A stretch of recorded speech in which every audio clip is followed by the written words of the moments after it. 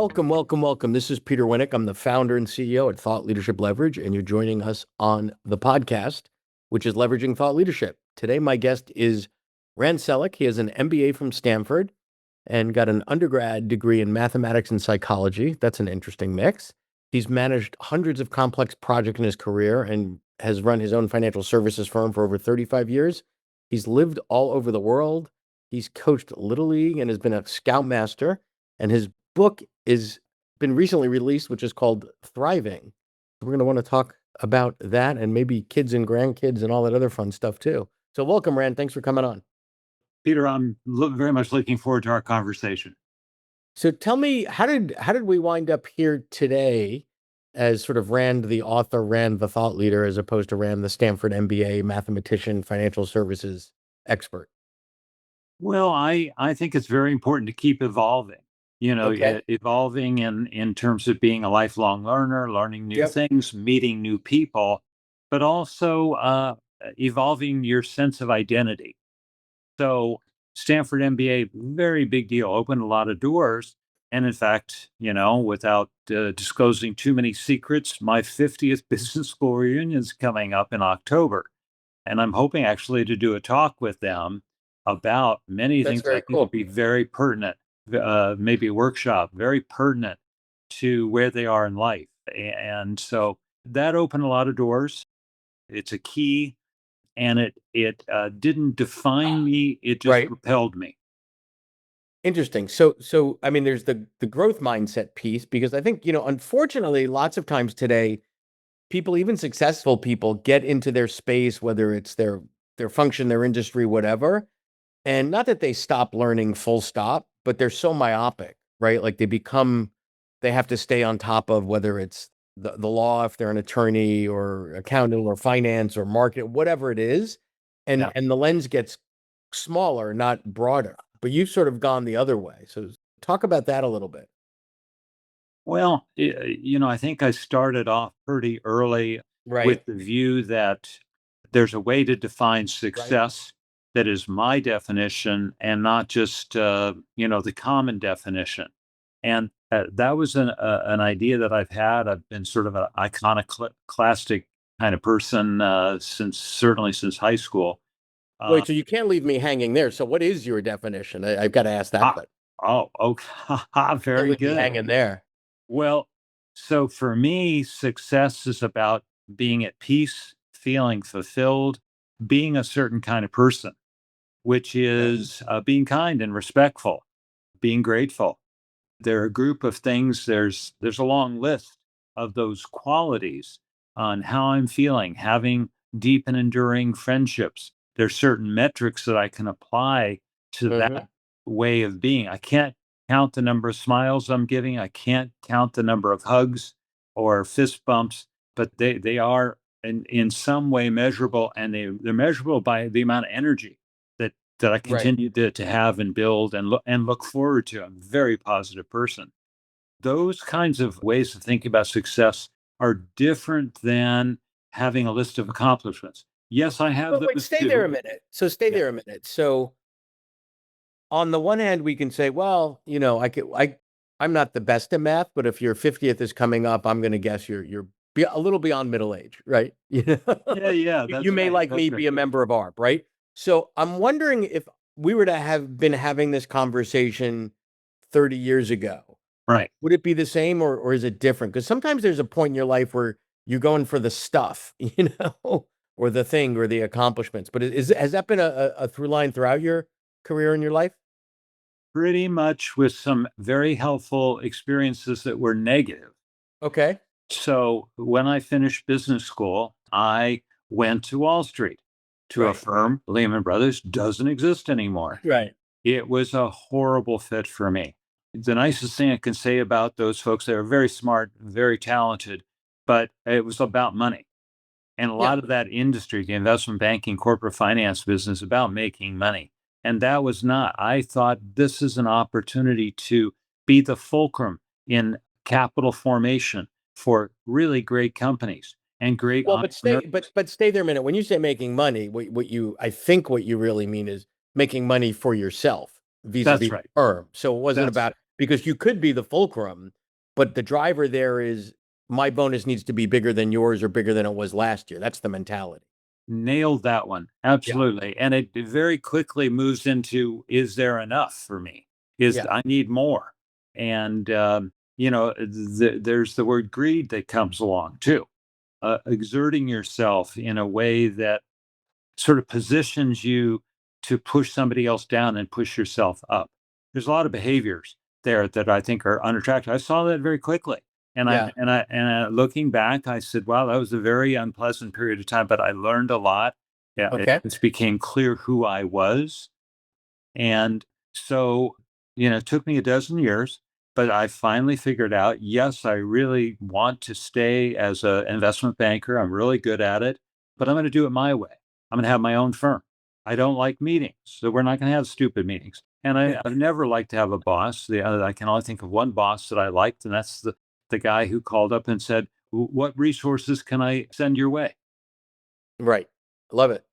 So let's go to the book for a little bit more from the standpoint of not so much about what the book's about. We'll get to that, but why? Like, why now did you feel the need to write a book, and what was that about?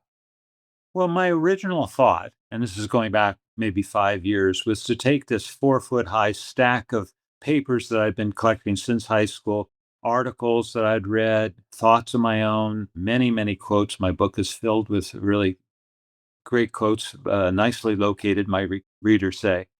And I was going to make a book that was kind of like a legacy project for family and friends. Okay. And when I had the manuscript ready, I very wisely sent it to three friends, knew me well, several were authors, and said, Sure. please give me feedback.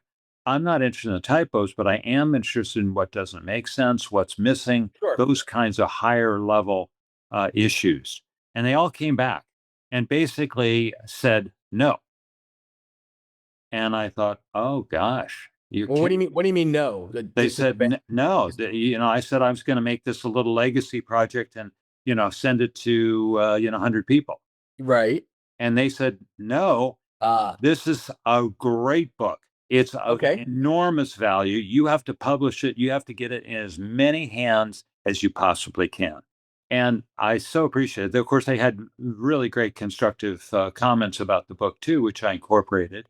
But that really sent me off on this course. It's become my mission to engage with people on the possibility of taking more steps down the path of thriving. And not that I have all the answers, but I've had a very rich life, and Right. I'm full of life. So, And what is, if any, is there a business model underneath, or people? I mean, other than buying the book, are there other things people can do to learn from you, work from you, engage with you? well, I'm playing around with a couple of models. I Hmm. thought, okay, for a while, I thought, well, I'll do go on the speaking thing and be a Yeah. keynote speaker, and I've kind of pulled away from that a little bit. Although being in front of the right audience is definitely what I'd like to do, but I don't want to market myself. There's something about that people reach out to me, I will absolutely take a hard look at that. Then Wait, I wait, thought, but okay, I want to pause you there for a minute because I've heard those words and variations on that theme dozens and dozens and dozens of times. So on the one hand, I would say this is mission driven. This isn't about, Rand's a narcissist or an egomaniac or it's me, me, me. You want to get the word out there. It's almost evangelical, right? Because people right. can benefit from what you've put together, and you're willing to do whatever it takes. Like you have these stacks of material, you spent hours and months polishing it and getting it out there. But that pushback on the marketing, almost visceral, is pretty common because it gives many people either the ick factor or I don't want to be that guy or Right. I don't like it. But like that's a circle that you need to square because if it is true that you want to get the book out to as many people as possible, and whether it's for intrinsic reasons or extrinsic, there needs to be some strategy, needs to be some marketing because other than people banging down your door saying, I heard about this book, can you sell me a copy? So tell me about that a little bit. How are you balancing that? Okay, well, it is a very legitimate question. Thank you, Peter, for asking it and trying to square that circle. What I am doing, and I think I'm happily doing it, is being on podcasts. This is Okay. 123. as guest. So it's, I've been in front of lots of people all around the world in different kind of domains. Some Okay. are about stress, some are about health, some are very business focused, and on and on. So I like that. I enjoy these conversations. I'm meeting interesting people, and people are then coming to me because they've seen me on a podcast and they want to Okay. link in with me or something. The second thing I'm doing, again, I think very, very, very well, I like it, is I use an AI platform, Inkflare. These Mhm. are run by two amazing people, super smart NASA engineers who Inkflare read my book in 16 seconds, which is a little faster than I can read it. Ah, And that every week they're putting out 5 posts, a blog, okay. YouTube, an Instagram, and 2 LinkedIn things. And I can edit and review those. I can reject it, and off we go. So that's getting out, and people are seeing that and commenting and saying, "Hey, Rand, would you be interested in doing this with us?" So that's the second. The third thing, those are the two primaries. The third thing is I'm collecting people I call collaborators. This is Okay. where have something to teach me that they're interested in Yes. learning the kinds of things I have. So the output is good, but the relationship is there too. And Okay. we know each other's stories. We know how our hearts are beating, and the moral compass is in front of us. So that would be a third thing. Now, to dress that up, to continue the 4 sides of that square, then I'm looking at some other things. So before the recording started, I mentioned that a couple of people have reached out to represent me or to buy the rights to the book for a film Yeah. or documentary. Very interested in exploring that. That's early stages. It may come to nothing. I don't know, but I'm very keen on that. One of my collaborators said, "I want to be the younger Ram." Huh. Well, I want to I go said, back though, "Yeah, because you just accidentally contradicted yourself, right? So you said, yeah, "Oh, I don't want to do any marketing," and then I said, "Well, what are you doing?" yeah." And you've been on 123 podcasts. You're using this ink flare, using the content generation. I'm going to make the argument. Well, that smells like some marketing to me, Rand. Oh, well, I think what I said is that I don't want to do marketing when it comes to keynotes. Ah, I okay, don't, yeah, it was very specific to that. got it. And the same, I think I've reached that same conclusion, at least for the time being, about building a workshop. Yes, I'd love to have a workshop. I could, get some assistance. I've got a lot of Yeah, material, yeah, for either a 3 hour thing or maybe a two right. day thing. That would be fun to build and then deliver it. But I don't want to be knocking on doors and saying, "Oh, here it is. Here's this shiny new Got toy." it, got it, So got it. it's that edge that I'm, working with a little bit. Okay, so it seems like if a byproduct of the activities that you are doing lead to someone emailing you and saying, "Hey, I heard podcast number 32 or whatever that you did. Have Yeah, you ever thought of doing a workshop?" Now they have to put that together. Could you that's come in right. and help us? Mm, Whatever. And right. I get that. I think that works to a degree, but I also think that the onus and the burden is on the thought leader to say, "Hey, here's three things I could do for you." Not in every Right. instance, but these are the type of ways I can work together, collaborate with you. If these ideas resonate, let's have a conversation, whatever the case may be. Peter, absolutely correct. I think that's very saged and a lot of experience coming from you when you say that. And so, what I need to do with my profile, my bios, and so on is make that a little clearer. That Yeah. step of what it is that I have to offer in terms of the message. And Uh, it's really a packaging issue, right? Because they can fall yes, in love with the idea, but yes, they're not going to stay up late at night going, "Oh, I heard him speak, and that whole piece on A, B, and C really felt like something that makes me comfortable, and I'd love to okay, bring this into my company to share it with people." But I don't see that on a site, and I don't even know. All right, I'm not gonna go right. through all that, right? I need to make it easier and clear, a little more through line. So here's something that is a revised bio that Yep. I'm doing. Through his talks, Rand bridges the worlds of performance and purpose and the worlds of doing and being, offering practical, experience based insights on how to move forward beyond external measures of success and creating a life rooted in meaning, alignment, and impact. Audiences walk away with a new perspective, a deeper understanding of what drives their choices, Yep. what's holding them back from thriving, and clear principles they can apply immediately to begin living a more intentional and fulfilling life. So one thing I would change, I'll give you some free consulting, right? Please, So please. I would, that last piece, when you talk about the audiences, Yes. I would change that to, and the benefit of participating in one of these programs is blah, blah, blah, blah, blah, whatever. Or to the individual, it's X, to the team, it's Y, and to the organization, it's Z, right? Because Great. then what happens is the organization go, wow, this makes sense for us as an organization. It feels Yeah. good for the individuals. A team that thinks this way will be more productive, more collaborative, more high performing, whatever. And an org that works this way is going to retain a set, whatever. You got to put the pieces together, but how does that work at an individual level, a team level, and an org level? And now what you've done is you've crossed that bridge into sort of well, what does an organization want? Right. Yeah. And you made that like, oh, this fits that. Thank you. Thank you. So if you want to pop an invoice in the mail, that's okay. There we go. What's your email? There you Yeah, go. no, that's good. I appreciate that, Peter. It's Cool. good. Cool. Good. Great. As we start to land the plane here a little bit, what are some of the things, because you're a lifelong learner, you gave that up in the beginning. What are a couple things you've learned along the way from the book? Maybe one that was really surprising and one that was less surprising. This whole About process. becoming an author. Yeah, Becoming becoming an an author. author, not just whether it's the writing side or the getting the ideas out there side, or however you want to think Yeah. about that.